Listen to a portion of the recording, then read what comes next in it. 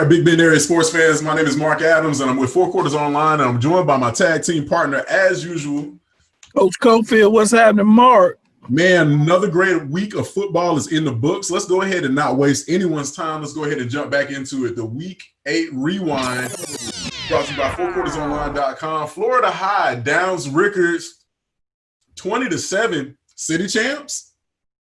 Not so fast. Don't hesitate. They knocked out. Florida High is having a great season, man. Absolutely. I thought last year's team was special, but this one is really showing its colors by beating some of the best teams in the area. I think the biggest thing in that game, though, was the night when Townsend got knocked, Rickards' quarterback got knocked out of the game. It changed the whole game. They were driving. They had just drove for 7 yards for 7 points, and then they got the ball back. It was 7-0. They're driving, got down inside the red zone, and didn't get anything out after he got hurt. So, it's around, in my opinion.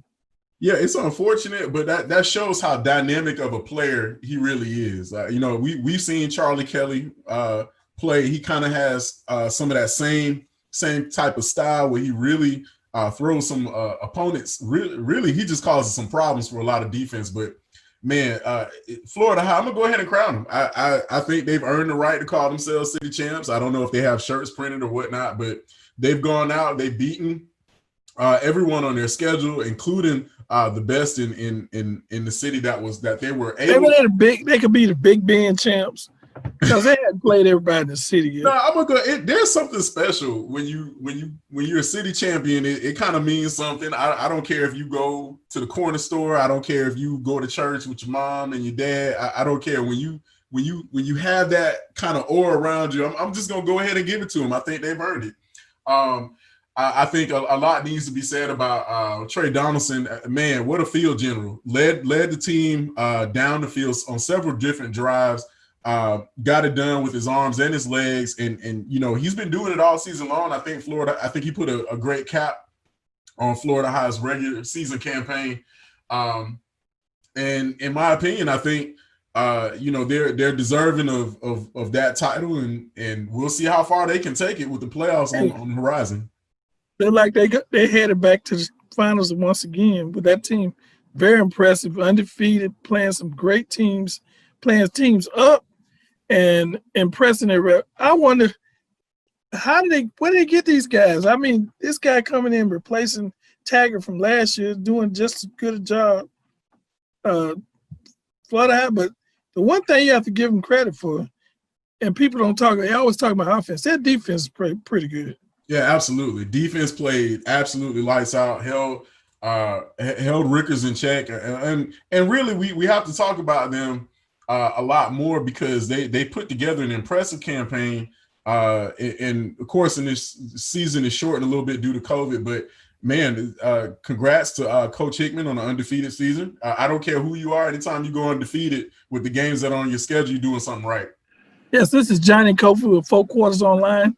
I'm talking to the head football coach of John Paul to Mr. Ed Hill after his big victory on last Friday. Coach, how you doing? Coach, we're doing good, Coach. As always, I appreciate you guys for taking the time out to talk to little old me and little old us. And oh man, you big time now. You went up and played one of the big schools classification, little small school. I know that was big for the program, but what do you think that'll do for your program in the future? Coach, one of the things that we keep talking about is we're building a program, and our slogan is brick by brick. And so we just want people to see what we're doing, and we talked about it last year when I took over this program and how we're going to change the mindset and the culture of football in this area. And and so we're doing that brick by brick, and that was a great win for us, but that's just the tip of the iceberg of where we want to be in this program. We're just hopefully we'll let people know that we're serious about academics and athletics. This school has always been an academic school, and it's done a great job with academics. But right now we're trying to show that we can do academics and athletics.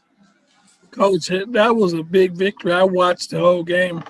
via stream, and you seem like you got some pretty good athletes over there, not just the normal kind of football players. You got some great athletes on your team. Could you talk about some of those guys? Coach, well, first of all, I got to give a shout out to my coaches, man, because they do a great job on preparing these kids week in and week out.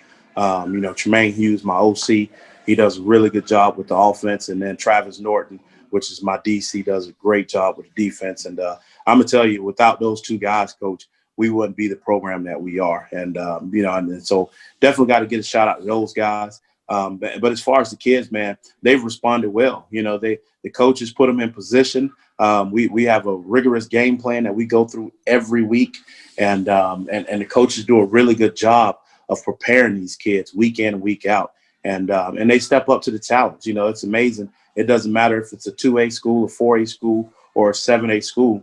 These kids step up to the challenge because they all feel like they're worthy of winning this ball game. And so we go through our week, our routine every week, and it's amazing to see the buy-in from these kids from week 1 to week 3 to week 3 to week 6 and so forth. So, we got some really talented kids and kids that are eager to learn. And so we're excited about that.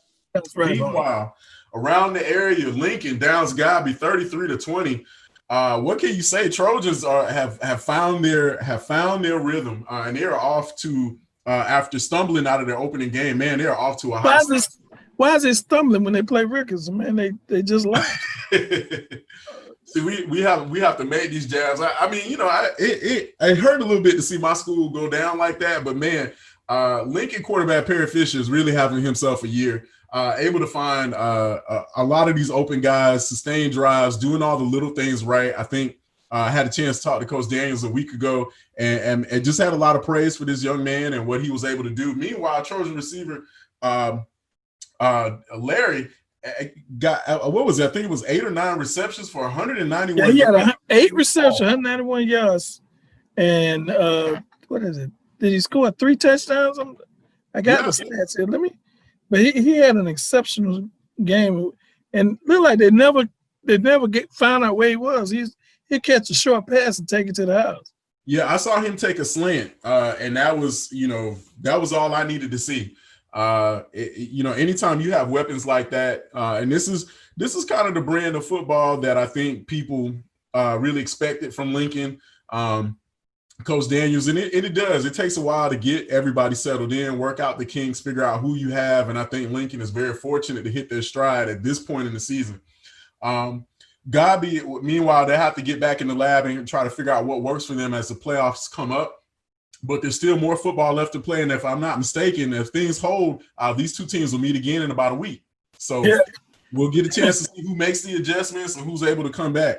Let's head across town. Leon, 20, FAMU High, 16. This was actually a very interesting ball game, and it had some twists and turns in it. It was a little bit of a dogfight towards the end, and Leon was able to survive a late FAMU High rally.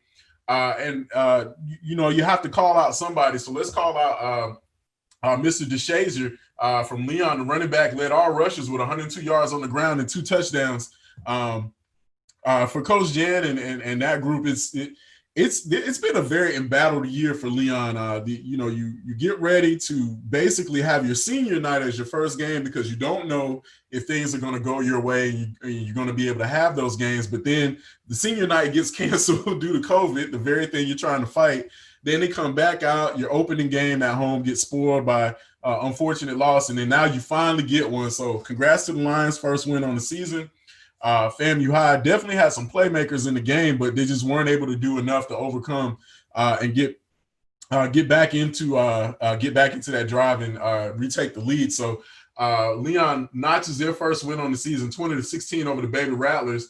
Let's go out to Quincy. Let's talk about the Monroe Bobcats, 7-0 for the first time, I think, ever. If I'm wrong, Coach Lecky will definitely correct me. But Monroe 56, Bronson goose egg, and really the game was over in somewhere in the middle of the first quarter. Mark, they really have impressed me. I had no idea this team was going to be this good at the beginning of the season, and they're just winning. And they're going to get a chance to prove themselves when they get in the playoffs because as the brackets show, that they start off with a University Christian. Man, that's a tall order. The perennial final. They either won it or lost in the championship every year for the past 5 or 6 years. Yeah, absolutely. Let's talk about Xavier Gray and Damani Frazier. They have absolutely been lights out week in and week out for the Bobcats. That offense is clicking on all 6 cylinders. I mean, they're driving a Ferrari into the playoffs. When you look at it, you've got some stats on Xavier Gray. We'll get into that in a little bit later, but man, Bobcats, the defense, man, let's talk about the defense. They pitched their 3rd shutout this year. I think, in my opinion, they are among the best in the state right now in their classification. We'll see how things play out. There's still some football left to play, but man, this group is firing on all cylinders. And so great win for Monroe, 7-0 for the first time that we can remember. Bobcats take it over Bronson 56-0. Let's go down to Crawfordville. Wakulla and Columbia battling it out. And man, this was a heck of a game. If you had a chance, I encourage you, go back, go look on Twitter. You'll see in the Twitter feed where things were kind of going back and forth. Columbia mounted a furious comeback and was able to reclaim the lead, or take the lead for the first time in the ball game with about a couple of minutes left to play. With 1 minute left to go, Wakulla throws a 50-yard pass, and if I'm not mistaken, I think that was Desmond Green hit Zamarian Smith for 50 yards with a minute left.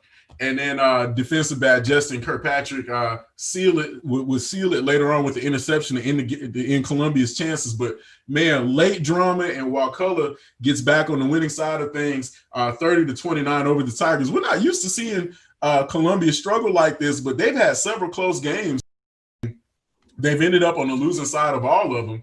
And earlier in the year, they lost to you claimed the city champs of Florida High. Yeah, I do. you already claimed you're gonna send the trophy. I said it first. I haven't heard anybody else say it. I know there might be some drama, some controversy around it, but I just gonna put it out there. But man, Coach Cleese really. I know we'll have to get a chance to. We'll have to dial him up and get him on this Zoom call at some point. But what a great win for Wakulla! Really a statement win, and they're having a great season as well. Only 1 loss on the season, and they're doing things right down there in Crawfordville. So let's talk about our other good friend out there in Gaston County and his team. Coach Corey Fuller and the Gaston County Jaguars go all the way out to Panama City Beach and hammered the Arnold Marlins 49-0. And I was surprised, Mark. I didn't think it'd be that bad with their issues of stop and start. And I think Coach, I read somewhere, I'm not sure where it was, that he thought that the loss to Trinity Christian School early in the year helped the team out, let them know where they were. And they go down there and they just put a whooping on Arnold. And it really was never close after the halftime. It really wasn't close. According to Coach Devin Rispers, he said they handed out a donut, a chocolate covered donut with sprinkles. Oh no, you didn't say that. You can say that. Let's talk about this offensive line that Gaston County has. I mean, these guys did an exceptional job because they created enough room to not only have one 100-yard rusher, but two. Two guys ran for over 100 yards in this romp, and you know, much credit to that offensive line in that unit. I think that was John Thomas had 168 yards, and Kendrick DeBron had 109 yards. So, man, great win for. At least you mentioned the line, Mark. Everybody always talk about the backs, and they give them all the credit. We giving the up guys up front. Oh yeah, guys in the trenches definitely need some love. Man, I'm telling you, they need as much love as you can give them. But the results are when you see the yardage that the backs have. Oh, absolutely. That's how you can tell when you're able to move. When those guys are doing what they're – anytime when your offensive line is doing what they're supposed to do, you can move the ball, your quarterback has time, and his jersey's still white, that's how you know you're doing a good job. Let's go out. Let's check on Arcilla. Arcilla 30, Bell 19. Great win for the Warriors, who moved to 4-2 on the year with the win. Wide receiver Hunter Hughes, and you'll get a chance. This young man's done exceptional all season. Hauled in 2 touchdown passes to lead the Warriors to a victory on the road, no less. It's always tough to play away from the family confines of your home field, but Warriors able to get the job done on the road. And, you know, as we get to this point in the season, you know, we're really starting to see, you know, this brand of football, despite COVID and everything that is done, it really has not taken away from the talent that these guys are really bringing week in and week out. Some other scores from around the area, not surprising. Madison County downs Taylor County 42-7. Mariana all over McClay 27-7. Liberty County downs Franklin 28-20. Get to their first win on the season. Baker beats Graceville 35-6. Port St. Joe 42. Holmes County 14. Sneeds beats Weaver 35-14. That kind of rounds out the area. Coach, man, we have an opportunity to really see each week what each team is doing, and we got to go ahead and talk about some of these individual efforts in one of our next segments. But this